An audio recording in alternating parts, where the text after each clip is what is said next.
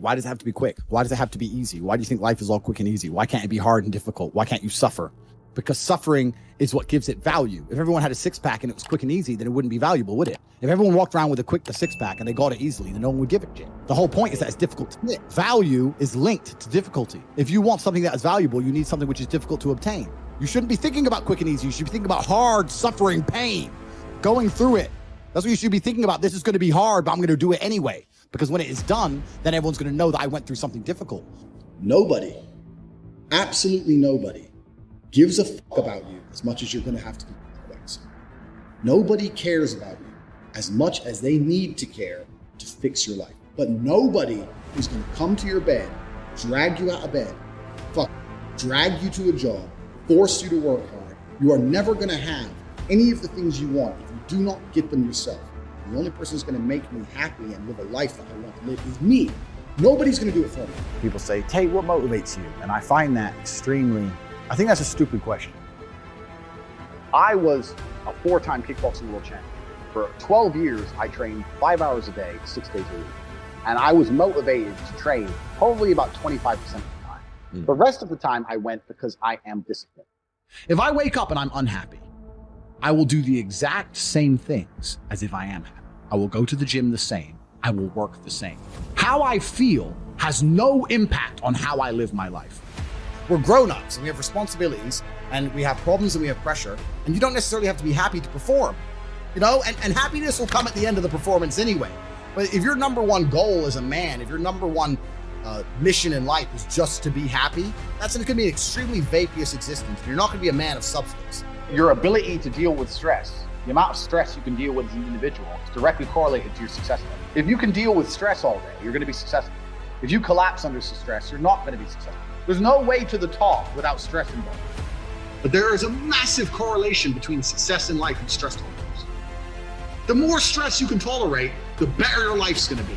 One of the only things in this world you can control is your state of mind. You can't control the weather, you can't control other people, you can't even control your health.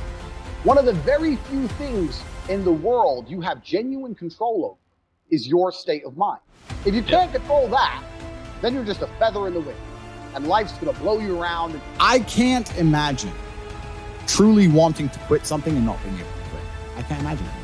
When I talk to people who say, I want to quit smoking, I say, when? They go, oh, well, soon. Well, that means you don't want to quit. You want to keep smoking for a while and quit later. I can't imagine a mind frame or a mindset where I want to do something and can't do it. It's almost difficult for me to answer that question, because if you have that kind of mind, if your mind is so fundamentally broken that you cannot do with your own mind what you want to do, then you're just, right? Life is hierarchical. There's always going to be kings and there's always going to be peasants. If you have a mind that you can't control, then you're never going to be a king. You're going to be a peasant. That's your life. You have a peasant's life ahead of you, and that's your destiny. Enjoy. Right? There's always been peasants. That's life. But I believe that the most important thing you can do as a man is to gain control of your mind. Once you have control of your mind, life is so ridiculously easy. People say to me, Tate, you're in good shape. All you do is drink vodka and travel the world. You're never even home. You never even have a gym. How do you do it? It's ridiculously easy if you control your mind. If I decide to do 1,000 push-ups, I'll do them. Maybe I have to do them one at a time. Maybe I'll get tired. Maybe I need a break. I'm going to do 1,000 because I said I'm going to do 1,000. Everyone knows what you're supposed to do. You either control your mind or you don't. And all of these things stem from the same problem.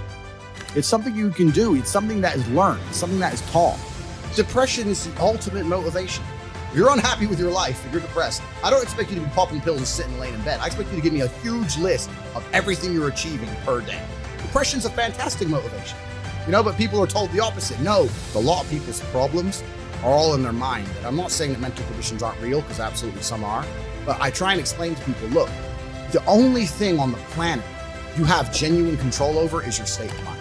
You can't control the weather, you can't control anything. The only thing you can affect in genuine real time is how you feel in your head. How you view the world absolutely and utterly shapes how you react to the world, how you act in the world, how people view you. It's all down to how you view things. You have to believe you're a fucking man, and you have to believe you can achieve anything. I'm not saying you can achieve anything easily. I'm not saying it's not going to take a whole bunch of work. I'm not saying it's going to happen quickly. But you have to believe you can achieve anything. When I tell people that you are the sum of the 5 people you spend the most time with, everyone agrees. They go, yeah, that's probably true. And then they continue to hang around with people who they don't want to be. Why?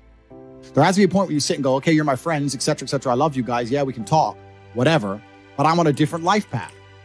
You have to leave some people behind. If you were to come hang around with me and my crew, you would be self-conscious, and that self-consciousness would motivate you, or they would certainly instill the discipline required for you to change. You don't feel self-conscious amongst your peers. That's why you don't change. When I was broke, I couldn't sleep. And I say that, people laugh. I'm not joking. When I wanted money, like fucking I needed air. People say to me, I want to be rich. And I say, okay, well, I want to be able to ice skate, but I don't want to be able to ice skate enough to go learn how to ice skate because I can't be bothered. I mean, surely if I could click my fingers and be a figure skater, I'd click my fingers. Who wouldn't? But I don't want to actually go train because I don't want it enough. And this is the exact point with money. Everyone wants money put on their lap. If you truly wanted money, you wouldn't be able to sleep until you fucking had it. And this is the point. Because when I had nothing, I couldn't be distracted. You couldn't distract me from what I wanted.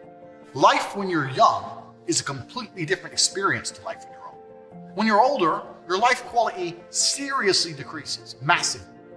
So you have about 10 to 15, maybe 20 years to find a way to get rich and enjoy being rich. And you got to put it all together and you got to do it quick. You have to start saying, I want to take money. Because that's how you have to think. You don't make it, you take it. So you have to start talking that way. You got to take money. Is that money isn't real. Money is like water. Money never stays still. If you can find and identify a place where money is moving, if you can find a place where money is moving and stand in the way, then the money is vulnerable. The problem is with the people out here, everyone has a dream, but not many people have a plan. A good plan today is better than a perfect plan tomorrow. You got to do something. You got to do something fast. Yeah. You're just sitting around talking about it and hoping for things to get better. I don't think living in a dream is going to help you in any way. I think you need to be sitting here panicking at the fact that you don't have enough money. You need to be concerned and worried and sad. You need to do something about it today. Because that's how I started my first business that made me $1 million. I sat in my room, pissed off, and I came up with the idea. Most people see people with things they want and they don't do the second half. They don't try and work out how they got that thing. Oh, my man has a Ferrari. Okay. I wish I had a Ferrari. Okay. They don't sit there and go for an hour. How did he get a Ferrari? It doesn't cross that part is the part they don't want to do, right? They just go, oh, he has a Ferrari. Wish I had a Ferrari. And they go back to TV. Yeah. And that's why they lose. You need to understand that in this world, there's a whole bunch of people doing amazing shit that you are not doing. And that needs to piss you off.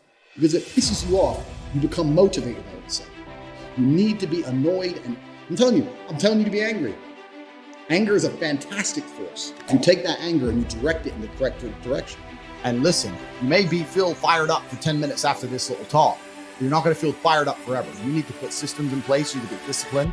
You need to get an atmosphere of people around you who are going to keep you accountable and not make it easy for you to continue to be a fucking nobody.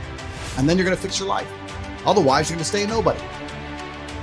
If you were genuinely pissed off about your situation, you would not need me to motivate you. You would motivate your fucking self, and you would do something to change it yourself.